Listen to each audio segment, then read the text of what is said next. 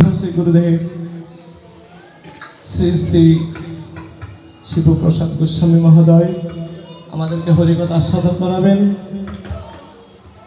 সবাই নীরবতা সহকারে ধৈর্য ধারণ করার জন্য আমি বিশেষভাবে অনুরোধ করছি।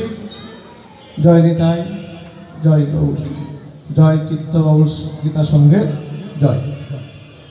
উপস্থিত সুধী সজ্জন মণ্ডলী, সমবেত বৈষ্ণব মণ্ডলী, উপস্থিত আমার কৃষ্ণ ভক্ত গৌর ভক্তগণ, ব্যাসাসনে বসে কৃষ্ণ কথা বলে সন্তুষ্ট করার মতো ভাষাজ্ঞান আমার জানা নেই। আমি কোনো পাঠক নই যে আপনাদেরকে পাঠ করে সন্তুষ্ট করতে পারবো। আমি কোনো বক্তা নই যে আপনাদেরকে বক্তৃতা দিয়ে খুশি করতে পারবো। তবে আমার ভক্তরদিন ভগবান মাঞ্ছা কল্পতরু মধুসূদন শ্রীকৃষ্ণ বলেছেন, সাধুগুরু বৈষ্ণবের কৃপা হলে নাকি অসম্ভব সম্ভব হইতে পারে। তাই আপনারা বৈষ্ণবগণ আমার কণ্ঠে থাকিয়া যাহা বলাইবেন, আপনাদের কথাটুকু আপনাদের মাঝে পরিবেশন করিব। এর মাঝে ভুল বান্তি হলে মার্জনা করিবেন। সর্ববৈষ্ণব আমার দণ্ডবাদ। শুধু ভক্তমণ্ডলী, বাংলাদেশের কুমিল্লা ডিস্ট্রিক্টের কুমিল্লা পৌরসভার চকবাজারস্থ শ্রীমা সিদ্ধেশ্বরী কালী মন্দিরের আঙ্গনায় চিত্ত বিকাশ গীতা সংঘের উদ্যোগে আয়োজিত বৃন্দাবনের তৃতীয় বর্ষরাজ। এই বৃন্দাবন যারা সৃষ্টি করেছে, আমি গোবিন্দের কাছে প্রার্থনা করি গোবিন্দ যেন তাদের মনোবাসনা পূর্ণ করে। আপনারা যারা সংসারটুকু পরিত্যাগ করে কামনা বাসনা বিসর্জন দিয়ে এই বৃন্দাবন ধামে এসেছেন, গোবিন্দ আপনাদেরও যেন মনোবাসনা পূর্ণ করে। যারা দূর দূরান্ত থেকে এই সাউন্ড বক্সের মাধ্যমে পাঠ শ্রবণ করছে, গোবিন্দ তাদেরও যেন মনোবাসনা পূর্ণ করে। শুধু ভক্তমণ্ডলী, সারা বিশ্বে একটা মহামারী দেখা দিয়েছে যার নাম করুণা। আমি সর্বপ্রথমে গোবিন্দের কাছে প্রার্থনা করিব গোবিন্দ যেন বিশ্বময় থেকে এই করুণা দূর করে নিয়ে গিয়ে গোবিন্দের করুণা যেন আমাদের প্রতি অর্পণ করে, আর সেই অর্পণের দ্বারা অন্তিমকালে আমরা যেন গোবিন্দকে দর্শন করে আমাদের মানব যেন আমরা সার্থক করতে পারি।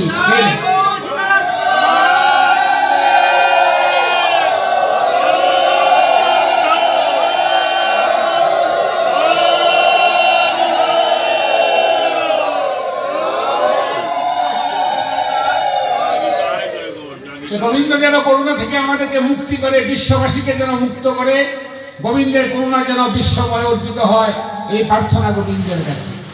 এতক্ষণ আমার শিষ্য দীনেশ কর্মকারের মুখে আপনারা রসালো কৃষ্ণ কথা রসবাণীতি শ্রবণ করেছে।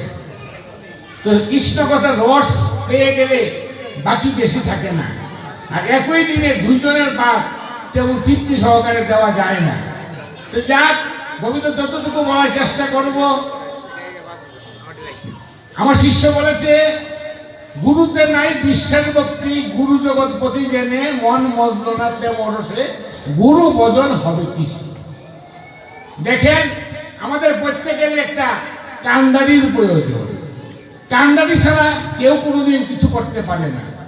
আমার বাবার সহস্রদলপত্র থেকে আজ থেকে 55 বছর আগে এক ফোঁটা বিন্দুরূপী কৃষ্ণ আমার মাতৃ জঠরে গিয়েছিল বিদায় আজ আমি শিবু গোসাই আপনাদের মাঝে উপনীত হতে পেরেছি।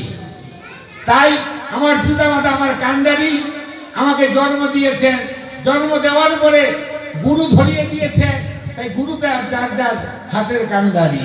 যার যেখানে ভক্তি হয়েছে, আমরা যে যেখানে 24 তত্ত্বের দেহটা অর্পণ করেছি, যার যার গুরুদেব তার তার কাছে পতিত পাবন হরি।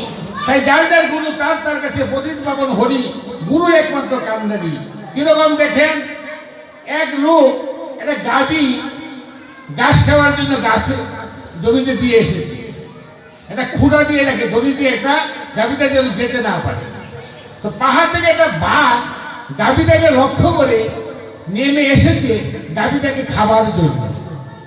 গাভীটা বাঘটাকে দেখে কোনো রকমে দড়িটা ছিঁড়ে দৌড়াচ্ছে, গাভীর পিছু পিছু বাঘটাও দৌড়াচ্ছে। এবার গাভীটাকে একটা পুকুরের মাঝে পড়েছে প্রাণ রক্ষার জন্য। ওই পুকুরে ছিল কাদা মাটি, গাভীটা আস্তে আস্তে নিজের দিকে ডেবে যাচ্ছে। বাঘটাও গাভীটাকে খাওয়ার জন্য ওই পুকুরে জম্প দিয়েছে। বাঘটাও আস্তে আস্তে নিচের দিকে নেমে যাচ্ছে ওই কাদার মাঝে। বাঘ বলছে, আরে গরু, তোর নাম তো গরু, কাজটাও বললি গরুর মতো, উপরে থাকতি তোরে খেয়ে আমি চলে যেতাম, আমি শান্তি পেতাম, তুইও উদ্ধার হয়ে যাইতি। গরু বলছে, আরে ভাই, আমার মৃত্যু হবে না, তুই জানিস না আমার একজন কান্ডারি আছে, আমার একজন মালিক আছে, আর যার মালিক আছে, যার কান্ডারি আছে, তার মৃত্যু এভাবে হতে পারে না। তাহলে কিভাবে হবে দেখিস ভাই আমার কি রকম হয়। বাড়ি সন্ধ্যা হয়ে যাচ্ছে, গরুর মালিক গাভীটাকে আনার জন্য গিয়েছে, গিয়ে দেখে দড়িটা ছিঁড়া, গাভীটা সেখানে নেই। গাভীটাকে খুঁজতে খুঁজতে গাভীর মালিক গিয়ে দেখে গাভীটা একটা জলে নেমে রয়েছে পুকুরে, তার পিছনে একটা বাঘ, সেও নেমে আছে। গাভীর মালিক চিৎকার করে লোক জমালো, লোকজন এসে টেনে হেসে গাভীটাকে উপরে তুলতেছে, আর বাঘটাকে মেরে ফেলতেছে। তখন গাভী বলতে, দেখ ভাই, তুই রয়্যাল বেঙ্গল টাইগার, বনের বস রাজা হয়েও তুই আজকে বাঁচতে পারলি না, তোর মৃত্যু হয়ে গেল, আর আমার মালিক থাকাতে আমি মুক্ত হয়ে উদ্ধার হয়ে যাচ্ছি। সেদিন বাঘটা বলেছিল যে, ভাই গরু, তোর কাছে একটা প্রার্থনা করি, জাতিতে তুইও পশু আমিও পশু, একটা প্রার্থনা ভাই তোর কাছে, এই জন্মে নয়, এই জন্মে তো আমি শেষ, তো আরেকবার যখন আমার জন্ম হবে, আমার এই দেহটা যেন একটা মালিকের আন্ডারে আমি অর্পণ করতে পারি, এই দেহটা যেন একটা কান্ডারি করতে পারি, সেই আশীর্বাদ তুই আমার কাছে করিস। তাই আমার এই দেহটা উদ্ধারের জন্য একটা কান্ডারির প্রয়োজন, একটা মালিকের প্রয়োজন। তাই যার যার গুরুদেব, তার তার কাছে কান্ডারি, সেই আপনার মালিক। মালিক ছাড়া আপনার উদ্ধারের কোনো রাস্তা নেই। শুধু সজ্জন মন্ডলী, সমস্ত বৈষ্ণব মন্ডলী, এক লোক মারা জপে, আরেক লোক চিৎকারি করে বলছে, হ্যাঁ আমার বয়স 60-65 হয়ে গেল, আমি কি বরং সুখটা কম আছে, ছেলে মেয়ে নাতিপুতি বড় হয়ে গেল, আমার অভাব অনটন নাই, ওই আমি তো জীবনে কোনোদিন গুরু ধরলাম না, গলায় মালাও দিলাম না, কপালে তিলক দিলাম না, মালা জপলাম না, তা আমার কি মৃত্যু হবে না? যিনি মালা জপছে বলছে, ভাই তোমারও মৃত্যু হবে, আমি যে মালা জপতেছি, গলায় মালা দিয়েছি, কপালে তিলক করেছি, রামাবলী গায়ে দিয়েছি, আমারও মৃত্যু হবে। এই জগতে কেউ অমর বর নিয়ে আসেনি, অমর বরে মাত্র কয়েকজন পেয়েছে যারা দেবত্ব লাভ করেছে, কিন্তু মনুষ্য কুলে অমর বর নেই। তাই সবাইকে মৃত্যুবরণ করতে হবে, টুরে টুবলো আজ হোক কার। তবে ভাই, মৃত্যু ঋতু কার পুণ্য রয়েছে? কিরকম? আপনারা তো বিড়াল চিনেন, গ্রামগঞ্জে বেশি দেখা যায়।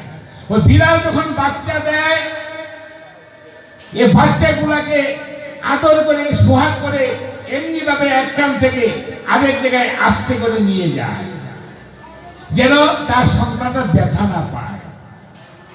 এই বিড়ালের বিড়ালটা এমনি ভাবে নিয়ে যায়, বিড়ালের বাচ্চাটা যেন ব্যথা না পায়। আবার এই বিড়ালটাই যখন এটা ইঁদুর তার সামনে পড়ে, ইঁদুরটাকে এমনি ভাবে আহারের জন্য এমন ভাবে আস্তে আস্তে মারার চেষ্টা করে, যেটা চোখে না দেখলে বোঝা যাবে না। আমার বাচ্চাদেরকে নিয়েও ইঁদুরটাকে খাওয়াচ্ছি।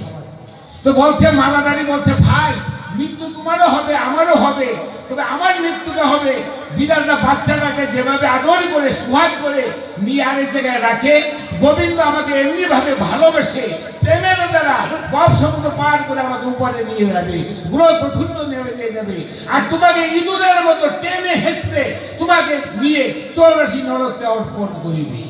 মৃত্যু ভাই গুরুজনেরই হবে, তবে তার তুলনাটা মালাধারী গুরুর বরণকারী তার আর যারা করে না তার মাঝে এতটুকু পার্থক্য।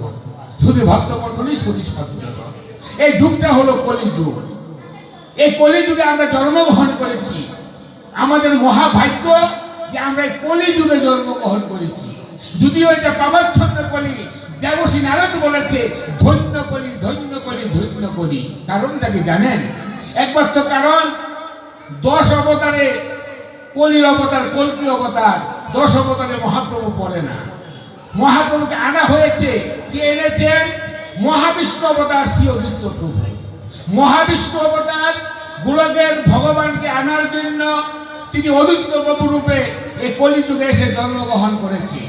যখন দাপর যুগ সমাপন হলো, কলির যুগ আরম্ভ হলো, কলির প্রভাবে প্রমাণিত হয়ে ধর্মকর্ম ভুলে গিয়ে কলির জীব ব্যভিচারিতে রত হয়ে রইল।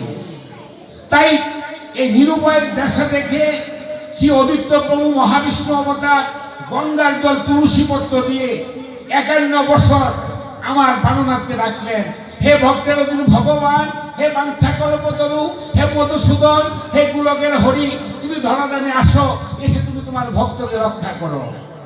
এদিক দিয়ে বৈকুণ্ঠে আমার নারায়ণের সিংহাসন থরথর করে কম্পিত হচ্ছে। লক্ষ্মী বলছে, প্রভু তোমাকে কে এমনিভাবে ডাকে, তোমার ভক্তের ডাক ছাড়া তো তোমার আসন কাঁপে না। বলছে, বলো না, মহাবিষ্ণু অবতার অদ্বৈত লোকে গিয়েছে ধরাধামে, যেখানে সে আমাকে ডাকছে। এখন আমি চিন্তা করছি, কলিজীবের আয়ু হলো 120 বছর, গড় আয়ু 33 বছর, সরকারি হিসেবে ছিল 57 বছর, আওয়ামী লীগ ক্ষমতা ছিল 2 বছর বাড়াইয়া করছে 59 বছর। এরপরে একদিন আপনাকে চাকরিতে রাখবে না। তাই আমাদের বন্ধু বান্ধব পাড়া প্রতিবাসী এক এক করে সবাই বিদায় নিয়ে চলে যাচ্ছে। টুনে তো বড় আজ কাল আমরা সবাই চলে যাব, আমরাও এখানে থাকবো না। এমনও হইতে পারে আজকে যে আমরা সাধু সঙ্গটা করছি, আমাদের বৈষ্ণব সঙ্গটা করছি, এমনও হইতে পারে এই সঙ্গটা আমাদের জীবনের শেষ সঙ্গ। আগামী দিন বাঁচতে সেটা আমরা সাধু সঙ্গ করব, বৈষ্ণব সঙ্গ করব। তাই শুধু সজ্জনা মণ্ডলী, সম্ভবত বৈষ্ণব মণ্ডলী। তাই নারায়ণ বলছে, এই কলির জীব অল্প আয়ু, অন্নগত প্রাণ জুটিগত মন, কলির জীব ভাত না খেয়ে বাঁচতে পারে না, বিয়ে না করে থাকতে পারে না, আয়ু হয়েছে অল্প। তাই কলির জীবকে আমি কিভাবে উদ্ধার করতে পারবো, এই একটা চিন্তাধারা করতেছি। সেদিন লক্ষ্মী দেবী নারায়ণের চরণে প্রণাম করে বলছিল, তুমি আমার পতি গুরু।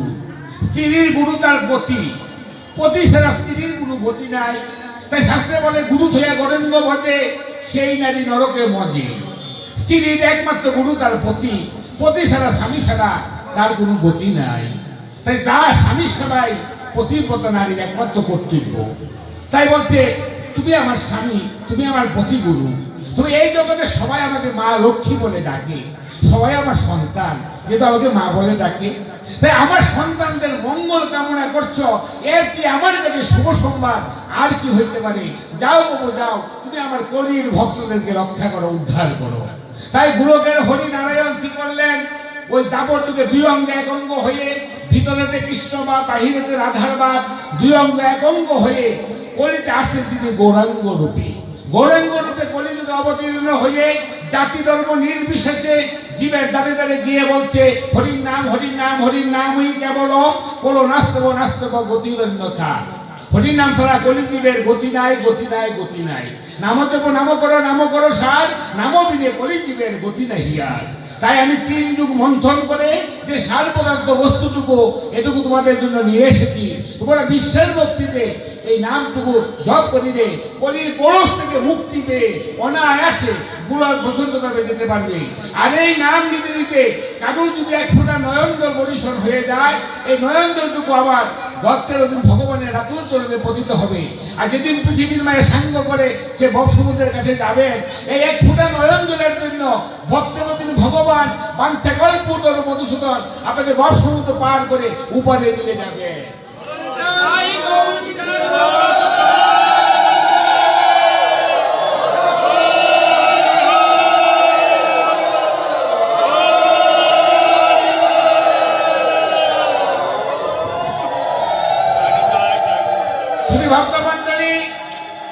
আমার শিষ্য একটা উদাহরণ দিয়েছিলেন যে সিঁড়ি দিয়ে উপরে উঠা যায়, সিঁড়ি দিয়ে কি নিচে নামা যায় না।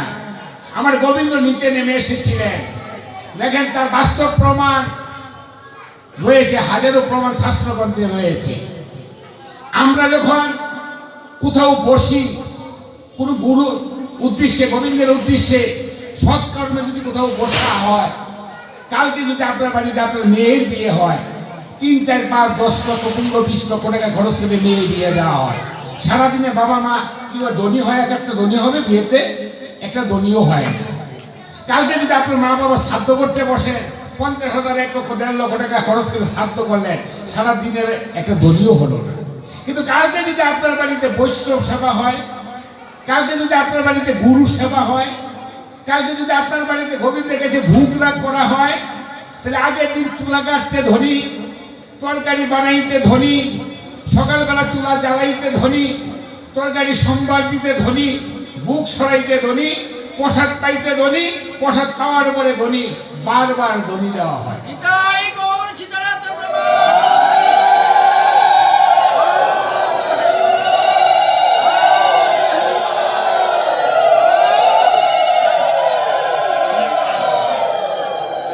এই যে ধনী দেওয়া হয় তার পিছনে কারণ রয়েছে বাবা।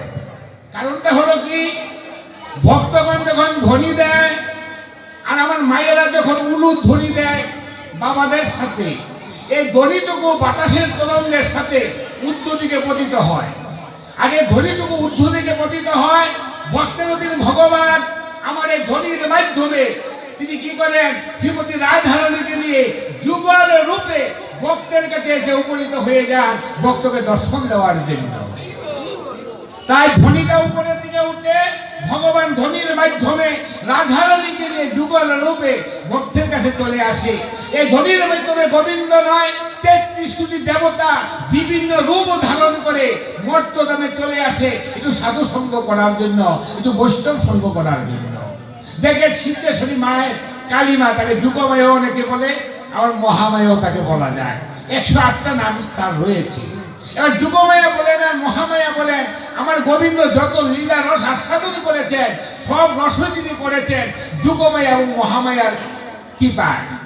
কিরকম নিদমনে কৃষ্ণ কালী হয়েছিল না বাবা, রাধারানীকে কলঙ্কের হাত থেকে উদ্ধারের জন্য যখন আইন ঘোষের কাছে গিয়ে জটিলা কুটিলা বলল,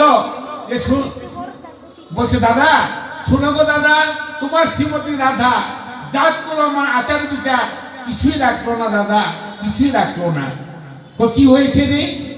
গিয়ে দেখো তোমার স্ত্রী রাধারানী কৃষ্ণের সাথে নিধুমনে লীলা করছে। আইনগো যাচ্ছে রাধারানীকে, রাধা এবং কৃষ্ণকে শিক্ষা দেওয়ার জন্য।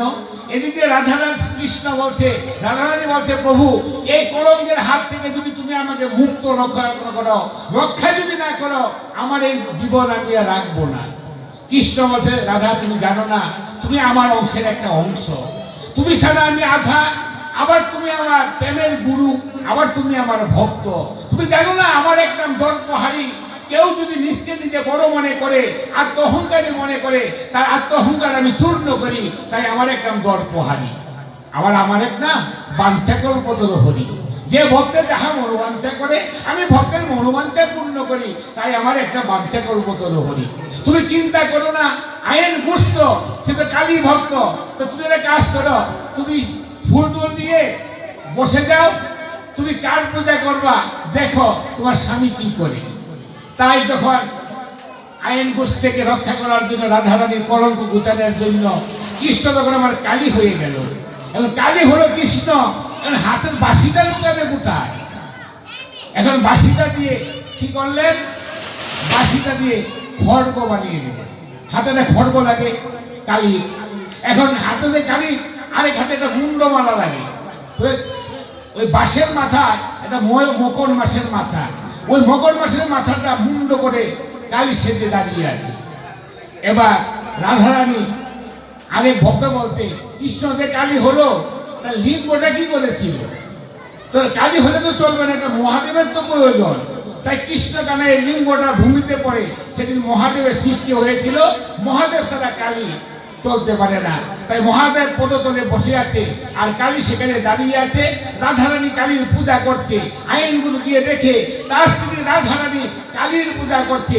তিনি ষষ্ঠাঙ্গে ভূমিতে লুটিয়ে পড়ে মা মা বলে চিৎকার করে বলছে, জটিলা কুটিলা মিথ্যা কথা বলে আমার স্ত্রীকে অপবাদ দিয়েছে, আজ তাদের শিক্ষা দেওয়া হবে। তাই আমরা আজকে সেই মা কালীর আঙ্গিনায় বসেছি। মা এবং যুগমায়া মহামায়া তার যুগ ছাড়া কোনো কিছু সাধন করা বাবা যায় না। যেমন আমার শিষ্য বলেছিলেন সাধন ভজন করতে হবে। সাধন ভজন যে করবো বাবা, শক্তির প্রয়োজন তো। এখন যদি আপনার বয়স 50 হয়ে 60-70 হয়ে যায়, হাঁপানিতে ধরে ফেলে, কোমর ব্যথা, পেটের ব্যথা, তখন কি আর বাবা সাধন ভজন করা যাবে? শ্বাস টান দেওয়া যাবে না, শ্বাস ভিতরে রাখা যাবে না, তাহলে সাধন ভজন করবো মনে করি। তাই সাধন ভজন করতে হলে শক্তির প্রয়োজন, আর এই শক্তিটাই হয়েছে আদ্য শক্তি মহামায়া। আমার মা কালী বলেন, দুর্গা বলেন, যাই বলেন, তার একটা অংশ, একটা শক্তি। এই শক্তি বিহনে আপনি সাধন ভজন করতে পারবেন না। তাই গোলকের হরি ভগবানকে আনার জন্য মহাবিষ্ণু অবতার অদিত্য প্রভু আমার 51 বছর গঙ্গার জল তুলসী পত্র দিয়ে তাকে ডাকলেন। তিনি ধরনে আসলেন, জাতি ধর্ম নির্বিশেষে সবাইকে একাকার করে দিয়ে বলছে, হরে কৃষ্ণ কৃষ্ণ কৃষ্ণ হরে হরে, হরে রাম রাম রাম হরে হরে।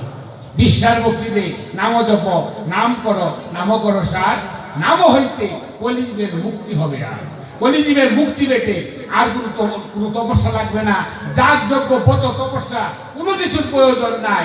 এই হরিনাম মহাযজ্ঞ, মহানাম মহাযজ্ঞ, যার উপরে কোনো যজ্ঞ নাই। হরিনাম মহাতপস্যা, যার উপরে কোনো তপস্যা নাই। আমি ঘরে বসে ছেলে মেয়েকে নিয়ে আনন্দ ফুর্তি করে, নাতিকে নিয়ে আদর করে, সুয়াদ করে, বিশ্বাস ভক্তিতে একবার যদি গুরু বলে গোবিন্দ বলে ডাকবেন, এই ডাকটুকু যদি গোবিন্দের আতুল চরণে বসে যায়, তাইলে আপনার উদ্ধারের রাস্তা সহজ হয়ে গেল। যেদিন পৃথিবীর মায়ের সাঙ্গ করে সেই বর্ষমুদ্রের কাছে যাবেন, এই একটাকে গোবিন্দ আপনাকে বর্ষমুদ্র পার করে উপারে নিয়ে যাবে।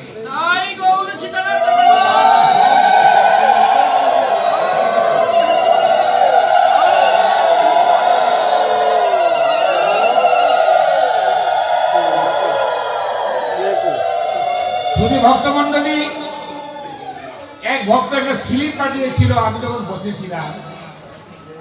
চিত্তবিকার সঙ্গে উদ্যোগে যে বৃন্দাবন সাজিয়েছে, এটা তো আগেই বলে গেছি। আপনারা অনেকে জানবেন, যারা বয়স্ক বৈষ্ণব আছেন, ভক্ত সাধুকে চিনে না এমন কুমিল্লা কমাই ছিল।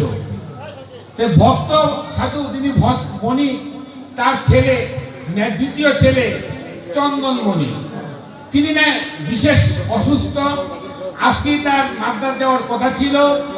এখানে ভাগবত পাঠ হবে শুনে তিনি মাদ্রাজ যাওয়া বন্ধ করে দিয়েছে, যে আমি একটু সাধু সঙ্গ করবো, একটু বৈষ্ণব সঙ্গ করবো। তাই কমিটির একটা অনুরোধ, তার জন্য আমরা কি করবো দেখেন, আমাদের তো কিছু করার নাই। তবে শাস্ত্রে বলেছে বৈষ্ণব দর্শনে দেখা হয় নির্মল, বৈষ্ণবের আশীর্বাদ কবু না যায় বিফল। বৈষ্ণব যদি পান খুলে আশীর্বাদ করে, এই আশীর্বাদটুকু বিফলে যায় না। তাই চন্দন আগামী বুধবার দিন মাদ্রাজ যাবে। গোবিন্দ যেন তাকে মঙ্গল মতে দেশে ফিরে আনে। আগামী বছর এমনি এই সিদ্ধেশ্বরী মা কালীর আঙ্গিনায় যেন চন্দন যেন আমরা ভক্তের মাঝে থাকতে পারে, এই একটা ধ্বনি দিয়ে গোবিন্দের কাছে দেই, গোবিন্দ তার মঙ্গল করে। দয়াল শ্রী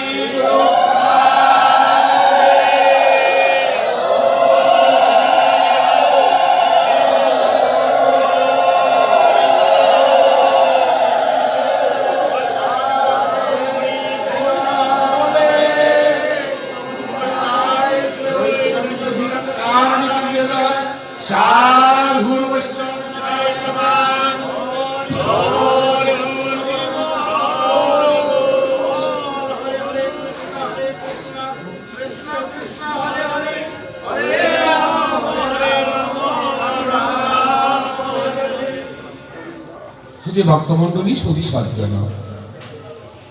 যদি ভক্ত হওয়া যায়, যদি একটা ভক্ত সন্তান জন্ম দেওয়া যায়, তাহলে এই সন্তানদের দ্বারাও মা বাপ 7 পুরুষ উদ্ধার হইতে পারে। কিরকম দেখেন, যে উপমাটা দিয়ে গিয়েছিলেন আমার শিষ্যরা হনুমানকে দিয়ে, অর্জুনকে দিয়ে, দেখেন হনুমান যখন সীতা দেবীকে রাম উদ্ধার করে অযোধ্যা নিয়ে ফিরে আসলেন, তখন হনুমান বলেছিল প্রভুর চরণে প্রণাম করে, যে প্রভু তোমার চরণে আমার একটা আকিঞ্চন। সেদিন বলেছিল, বলো বলো হনুমান তোমার কিসের আকিঞ্চন? যে আমার মা অঞ্জনা দেবী, সে তোমাকে একটু দর্শন করতে চায়। সেদিন প্রভু রাম বলেছিল, আরে হনুমান বলো কি, তোমার মতো ভক্ত যার গর্ভে জন্ম নিয়েছ, তাকে আমি দর্শন দেব না, আমি তাকে দর্শন পাবো না, সেটা আমি দর্শনটা দেবো কাকে? তাই গোলকের হরি ভগবান সেদিন অঞ্জনা দেবীকে দর্শন দিয়েছিলেন। দর্শন দিয়ে তাহলে ভক্ত যদি সন্তান হয়, তাহলে ভগবানের কাছে যেতে হয় না, ভগবান ভক্তের কাছে চলে আসে। যেমন রাম অঞ্জনা দেবীর কাছে চলে গিয়েছিলেন হনুমানের মতো ভক্ত জন্ম দেওয়ার কারণে। অনেকে দেখবেন বলে যে বাচ্চা কাচ্চা হইলে ঠাকুরের শুনে গেছে যাই ওনাকে মা গীতা টিতা পড়স করো না, এটা কিন্তু বাবা কুসংস্কার। শাস্ত্রে বিধান আছে, আপনি যদি গর্ভবতী হন তাহলে প্রতিদিন আপনাকে মালা জপতে হবে, গীতা পাঠ করতে হবে, ভাগবত পাঠ করতে হবে, গোবিন্দ গুণগান করতে হবে। কিরকম? রাজা পরীক্ষিত মাতৃ জঠরে 16 বছর থেকে বাবা ব্যাসদেবের মুখে কৃষ্ণ কথা শ্রবণ করে, ভাগবত কথা শ্রবণ করে যে ভাগবত আজ আমরা পেয়েছি, বলে ভাগবত পেতাম না। তা কাজেই আপনার গর্ভে জন্ম সন্তানরা কৃষ্ণ ভক্ত তখনই হবে যখন আপনি কৃষ্ণ গুণগান তাকে শ্রবণ করাবেন। এখন তো বাবা টিভি সিরিয়াল দেখতে দেখতে ছেলে মেয়ে জন্ম হয়ে যায়, আর বৃদ্ধ বয়সে ছেলে মেয়েরা বাবা মারে বাদ কাপড় দেয় না। কারণ টিভির মধ্যে দেখে কয়টা বিয়ে করছে, কয়টা কি করছে, কয়টা গন্ডগোল লাগান যায় সংসারে কিভাবে। বাবা টিভি সিরিয়াল টিভি ঘুষায় আসিয়া আর সিরিয়াল বৈষ্ণব দেখতে দেখতে অরিজিনাল বৈষ্ণব ঘুষাই বুঝাই গেছে। দেখেন এখন যদি বলি মায়ের মনে কষ্ট হবে যে আমি পতিতাদের গুরু, স্ত্রীর গুরু তার স্বামী। স্বামী সারাদিন কর্ম করে, যে যে চাকরি বাকরি করো বা কর্ম করে সন্ধ্যার করে বাড়িতে এসেছে, এই দেহটা 24 ঘন্টার দেহটা একটু স্বামীর সেবায় লাগাবে, তো গুরু সেবায় তো লাগাবে। কই গো রন্ধন করে রেখে দিয়েছি, তুমি একটু নিয়ে খেয়ে ফেলো, আমি তো কৃষ্ণ বলি নাটকটা না দেখে পারবো না। কিন্তু এটা নাটকের জন্য এই দেহটা স্বামী গুরু সেবায় লাগলো না। স্বামী গুরু সেবায় না লাগলে মন্ত্রদাতা গুরু সেবায় লাগবে কেমন করে? আর মন্ত্রদাতা গুরু সেবায় না লাগলে আমার গোবিন্দ সেবায় দেহ লাগে না। তাই গোবিন্দ সেবায় এই দেহ লাগাতে হলে আস্তে আস্তে স্তর বাই স্তর, স্টেপ বাই স্টেপ আপনাকে আসতে হবে। কিন্তু এটা নাটকের জন্য, এটা সিরিয়ালের জন্য এই দেহটা স্বামী গুরুর সেবায় লাগলো না। শুধু ভক্তমন্ডলী, শুধু সজ্জন দেখেন, আদ্য গুরু পিতা মাতা বন্দিদাহার চরণ, তারপরে বন্দনা গুরু দীক্ষা গুরু চরণ, তারপরে আরো যত শিক্ষা গুরু গণ, একের অধিক বহু বচন। আপনারা সবাই আমার শিক্ষাগুরু হতে পারেন, আমি আপনাদের সবার শিক্ষাগুরু হতে পারি। যার কাছ থেকে একটা কথা জানবেন, একটা কথা শিখবেন, সেই আপনার শিক্ষাগুরু। তাই শিক্ষাগুরু গণ বলেছেন একের অধিক বহু বচন। তাই শুধু ভক্তমন্ডলী, শুধু সজ্জন। শ্রীখণ্ড নিবাসী মুকুন্দ কবিরাজ, তার একমাত্র সন্তান রঘুনন্দন, বয়স তার 12 বছর। তো মুকুন্দ দাস কবিরাজ, এখনকার মতো এত এমবিবিএস ডাক্তার বাবা ছিল না, গাছ গাছের ওষুধ দিয়ে কবিরাজি করে কোনো রকমে আগেকার দিনে মানুষের রোগ ব্যাধি সারাতো। তো এক লোক এসেছে গ্রাম থেকে এক রুগীকে চিকিৎসা করার জন্য। মুকুন্দ দাস চিন্তা করছে যে আমি যে এখন চলে যাব, তা আমার গোবিন্দ সেবা কেমন করে হবে, গোবিন্দ সেবাটা দিব কেমন করে, আবার আমি না গেলে রুগীটাও তো বাঁচবে না, রুগীর সেবাই করবো কেমন করে। ছেলে রঘুনন্দন বলছে, বাবা তুমি একটা কাজ করো, তুমি চলে যাও, আমি তো কবিরাজি বুঝি না, জানি না, আমি গিয়ে তো তার কবিরের ওষুধ দিতে পারবো না, রুগীকে সুস্থ করতে পারবো না, তুমি চলে যাও, তুমি যে রুগীটাকে সুস্থ করো।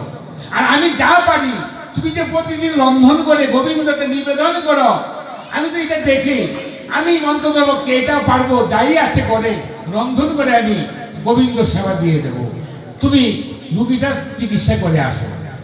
মুকুন্দদা চিন্তা করে দেখলেন যে ছেলেটা খারাপ বলেনি, তাই মুকুন্দ দাস তার লোকের সাথে চলে গেল রুগীকে চিকিৎসা করার জন্য। এদিক দিয়ে রঘুনন্দন 12 বছরের যুবক, সে রন্ধন করতে বসেছে। যা ছিল ঘরে সব তরকারি চাল ডাল সব একত্রে দিয়েছে ডেকের ভিতরে, দিয়ে সিদ্ধ করছে। আবার সে প্রভু গো, আমি গানহীন, আমি ভজনহীন, আমি ভক্তিহীন, আমি শক্তিহীন, কিভাবে রন্ধন করতে হয় আমি জানি না, কোনোদিন রন্ধন করে তোমার সেবাও আমি দেইনি, তবে আজ আমি সব কিছু একত্রে রন্ধন করতেছি, তুমি দয়া করে আমার বাবার মতো সেবা দিলে যেভাবে সেবা করো, তুমিও আজকে বাবু এভাবে সেবা করিও। এভাবে নয়নজল ছেড়ে দিয়ে রঘুনন্দন রন্ধন করছে। রন্ধন করে গিয়ে গোবিন্দের পাথরের মূর্তি সন্নিধানে নিয়ে দিয়ে বলছে, প্রভু সেবা করো, প্রভু আমি তন্ত্রমন্ত্র জানি না, আমি সাধন ভজন জানি না। বাবা প্রতিদিন সেবা দেয়, সেবা করো। আমি তো কোনোদিন সেবা দেইনি, তুমি দয়া করে সেবা করো প্রভু। পাথরের মূর্তি রাধা মাধব, তিনি তো সেবা করতে আসে না। বলছে ছোটকালে যখন সেবা বাবা মায় ডাক দিত, খাবার যখন খেতে বলতো, না খেলে বাবা মায় লাঠি দিয়া ব্যাগটাগাত করে মেরে মেরে আমাদেরকে খাওয়াতো। প্রভু তুমি কি সেবা করবে না? তোমার জন্য কি লাঠির প্রয়োজন হবে? তোমাকে কি মেরে সেবা করাতে হবে? রঘুনন্দন জানে না যে প্রভু পাথরের মূর্তি কিভাবে সেবা করে। তাই বাহিরে গিয়ে একটা লাঠি এনেছে, এনে বলছে প্রভু তুমি যদি এখন সেবা না করো, এই লাঠি দিয়ে তোমাকে আমি ব্যর্থাঘাত করবো। আমার বাবা দিলে সেবা করো, আমি দিলে সেবা করবে না কেন? প্রভু আমার ভক্তের অধীন ভগবান, ভাবছে কল্পতর মধুসূদন। রঘুনন্দনের ভক্তি তুলে বাধা পড়ে প্রভু স্বয়ং এসে রঘুনন্দনের সব সেবা করতেছে। যখন সব সেবা করে ফেলতেছে, রঘুনন্দন প্রভুর হাতে ধরে বলছে প্রভু তুমি যদি সব সেবা করো, কিছু প্রসাদ যদি না রাখো, আমি আমার বাবা ওই কবিরাজি করে আসলে আমরা প্রসাদ পাবো কেমন করে? একটু রেখে যাও, বাকিটা সবটা তুমি খেয়েও না। আজকে একটু রেখেছি। বাবা মুকুন্দ দাস কবিরাজি করে বাড়িতে এসে বলছে বাবা রঘুনন্দন তুই কি আমার গোবিন্দের সেবা দিয়েছিস? যে বলছে হ্যাঁ বাবা সেবা দিয়েছি। এই যে প্রসাদখানা নিয়ে পাগসখানা এনে দেখে পাগসের সব সেবা হয়েছে, অল্প একটু প্রসাদ রয়েছে। যাদের ছেলে আমি আগেই জানতাম এই কর্মটা যে হবে, তুই গোবিন্দের পরিবর্তে তুই বুঝি সমস্ত প্রসাদ সেবা করেছিস। বলছে না গো বাবা, অন্তত ওকে এই শিক্ষা তো দাওনি কোনোদিন, মিথ্যা কথা বলতে বলনি কোনোদিন, মিথ্যা কথা বলি না। তোমার গিরিদারি তোমার গোপাল তোমার গোবিন্দ সেবা করেছে, আমার দোষ কি? সবাই তো সেবা করে ফেলতে ছিল, আমি হাতে ধরে কিছুটা প্রসাদ রেখেছি তোমার সেবার জন্য, আমার সেবার জন্য। মুকুন্দলাল বলছে ঠিক আছে ছেলেকে আগামী দিন পরীক্ষা করতে হবে, ছেলেরাতে সত্যি আমার গোবিন্দ সেবা করি। বলছে বাবা আগামী দিনে আমি রুগী বাড়িতে যেতে হবে, আগামী দিন তোকে রন্ধন করতে হবে না, ওই শিকার পাথরে পাতিলের মাঝে আমি লাড়ু বানিয়ে রেখেছি, এই লাড়ু তুই আমার গোবিন্দের সেবায় দিয়ে দিস। পরদিন মুকুন্দ দাস মন্দিরের পিছনে গিয়ে দাঁড়িয়ে রয়েছে, আর রঘুনন্দন স্নান করে এসে ওই নাড়ু নিয়ে বলছে প্রভু আমি আমার বাবার মতো রন্ধন করতে পারি না, তারপরে কালকে রন্ধন করেছিলাম, তাই হয়তো বাবা আমাকে বলছে আজকে তোমাকে নাড়ু সেবা দেওয়ার জন্য, দয়া করে তুমি নাড়ুটা সেবা করো। এ বলে প্রভু তোকে নাড়ু সেবা করছে। এখান থেকে রঘুনন্দন তিনিও নিজের নিয়ে অর্ধেকটা সেবা করে, বাকি অর্ধেকটা গোবিন্দ কানাই কৃষ্ণ কানাইকে সেবা করাচ্ছে। এদিক দিয়ে রঘুনন্দন এসে দরজায় দাঁড়িয়ে বলছে বাবা, মুকুন্দ দাস বলছে বাবা রঘুনন্দন তুই কার কাছে এভাবে কি করছিস নাড়ুটা? কেন বাবা দেখো না তোমার গোবিন্দ নাড়ু সেবা করতেছে, আমাকেও সেবা করাচ্ছে, আমিও তাকে সেবা করাচ্ছি। বলিস কি বাবা সেবা করে তোর হাতে যে নাইলে নাড়ু যাচ্ছি কোথায়? তাই রঘুনন্দনকে জড়িয়ে ধরে মুকুন্দ দাস সেদিন বলেছিল ওই আমার মানব জন বৃথাই গেল গোবিন্দ সেবা না লাগিল এই জনম আমার বৃথাই গেল ওই আমি বহু